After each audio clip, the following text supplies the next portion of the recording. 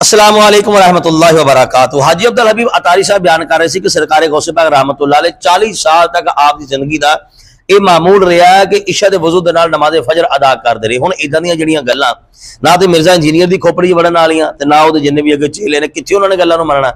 Mirza engineer का एक चेला है वह आए दिन सोशल मीडिया तो ऊट पटांग जहान दी मारदा है। मेरा ख्याल इस तो बाद शायद ही कोई मारदा होवे। उन्हें हाजी अब्दुल हबीब अतारी साहब की इस क्लिप का सहारा लैके जिहड़ी उन्हें गल्लां कीतियां ने ना वो एक बार जरा सुन लो तो सारे पंजाबी जबान कहते हैं कि जिदा का मुंह होवे ना चंड उदा की वजह तो स्वाद फेर होंदा। स्वाद इंशाअल्लाह लेने बाद में एक बार जरा सब तो पहले तुसी इस बंदे दी जरा खच्चा सुनो। जरा तुसी कहानी इन्हां दे मुंह च सुननी है तो बाद च इन्हां नूं इदां दा फक्का देंगे ना कि पूरी जिंदगी याद रखणगे। सुनो जरा।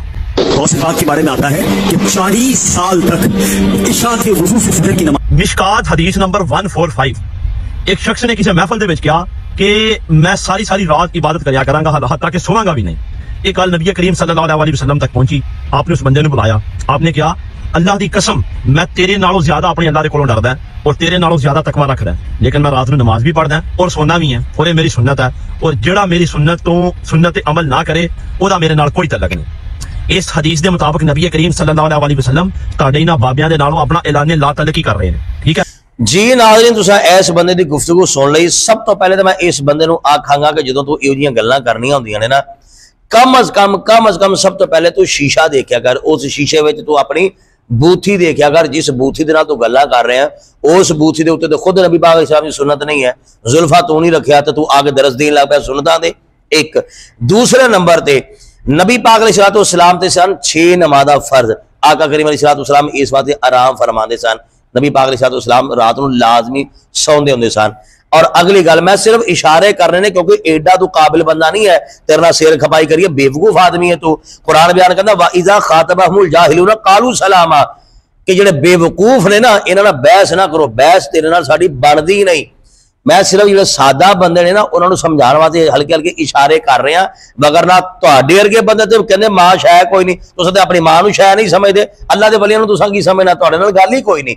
दूसरे नंबर ते मैं ये गल करांगा कि हजरत सैयदा ज़हरा पाक रज़ियल्लाहु तआला अन्हा आपकी जिंदगी का यह मामूल सी कि आप सारी रात मुसल्ले ते गुजारदियां सन।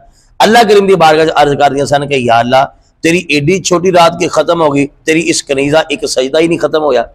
हुण दसो सैयदा ज़हरा पाक रज़ियल्लाहु तआला अन्हा दे बारे की फतवा लगाओगे? सैयदा ज़हरा पाक रज़ियल्लाहु तआला अन्हा क्या नबी पाक अलैहिस्सलाम ने इस हुक्म की मुखालफत माअज़ल्लाह कर रही सन?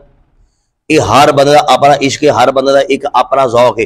जेडे अद्धी रात सौंदे ने फिर भी तिलावत कुरान करते हैं, अद्धी रात सौ के दीन पढ़ रहे हैं, अद्धी रात सौ के इबादत कर रहे हैं, वह भी ठीक ने। जेडे सारी सारी रात कर रहे हैं वह भी ठीक ने। हुण माना मफहूम इस हदीस का की है वो तेनू दसन की लोड़ ही कोई नहीं, चवल बंदा तू। मैं दूसरे नंबर से बल्कि आखिरी नंबर से मैं ये गल कहांगा कि जिहड़ी तू जबान दराजी इत्थे कीती है अल्लाह के वलियां दी तेनू शान समझ में नहीं आ रही। कभी तू जबान उन्हां बारे भी कभी खोली जेडे रात नूं ओवर टाइम लगा रहे हैं, सारी सारी रात खलोते ने, कारोबार ते खड़े ने, दुकानां ते खड़े ने, फैक्ट्रियां मिलां दे अंदर सारी उत्थे तुहाडियां ज़बानां गुंग हो जांदियां ने। कैसे तुहाडे तो शैतानी हमले ने, कैसे तुसीं मुतमइन बगैरत हो जेडे रातां नूं उठ के इबादत कर रहे ने वो तुहानूं चंगे नहीं लगदे, उन्हां बारे तुसीं ज़बान दराजी कर रहे हो। जेडे रातां नूं उठ के रातां लगा के पैसे कमा रहे ने, दुनिया बना रहे ने, उन्हां तो तुसीं राजी हो। कदी ना तेरी ज़बान ते कोई लफ्ज़ निकलिया ना किसी होर दी ज़बान इदां दे कोई लफ्ज़ बोले। इहो जे बंदियां ते सवाए लाणो तो असीं पा भी की सकदे।